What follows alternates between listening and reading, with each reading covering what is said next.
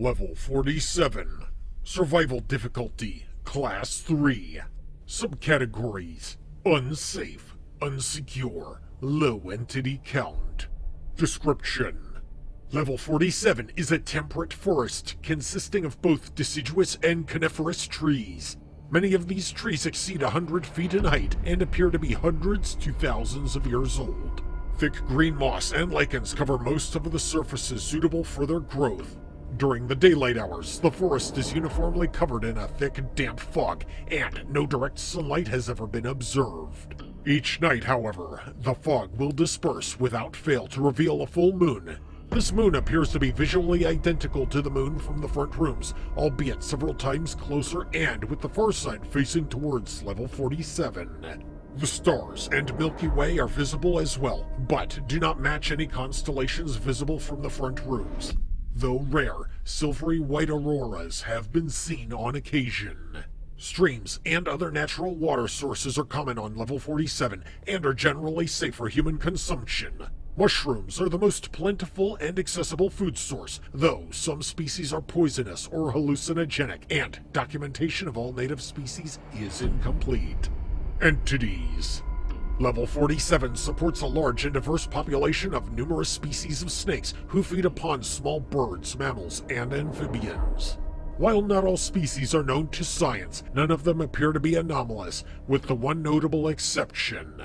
Harming or killing any of the snakes on level 47 will result in the immediate appearance of a bright crimson Titanoboa, referred to by the inhabitants as the Great Old Adder, or simply the Great Adder.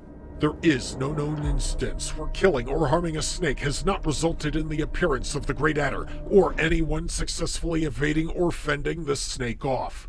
Wanderers must remain vigilant and avoid accidentally injuring any snakes in order to avoid the wrath of the Titanoboa. It is worth mentioning that the snake's only natural predators on level 47 are crows and ravens. For some reason, this predation does not appear to upset the Great Adder.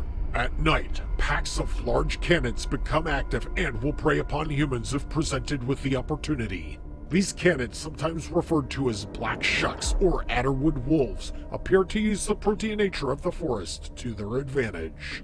When a scout finds its prey, they will not let it out of their sight until they are joined by the rest of their hunting party.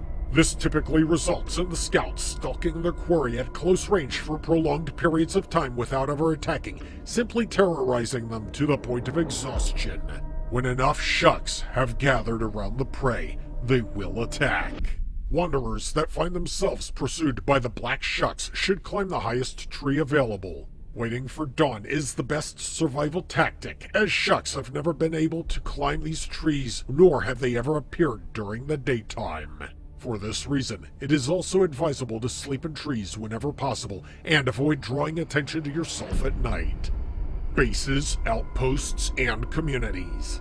Some wanderers have encountered a single serpentine trail running through the forest. Those who find this trail naturally follow it in the hopes that it will lead to some way out or some other point of interest. Some follow it for days until they are forced to abandon it to find water and never get anywhere. Others have claimed that the trail has ended to a glade after following it for as little as 7 miles. This glade contains either a large manor house or an ancient megalith. The two appear to exist simultaneously in a state of superposition. In either case, the glade appears to be the headquarters of a group that refers to itself as the Ophian Occult Order. Little is known about this order, as they are typically hostile towards any wanderers who come across their secret glade. They have no interest in providing any assistance, and generally regard wanderers as trespassers. It is, however, known that they do hold the Great Old Adder in great reverence, even worshipping it, believing it to be a scion or an avatar of emanation of a divine world snake, which they also worship as a sort of occult knowledge and power. Wanderers are advised to avoid interacting with members of this group as much as possible. Do not antagonize them, and regard any promises of aid or salvation as a trap. Entrances and exits. No clipping is the only confirmed method to either enter or leave level 47. Fortunately, due to its high level ontological instability, no clipping to or from level 47 is easier and more frequent than average. The hollows of dead trees appear to be especially prone to allow wanderers to no-clip out.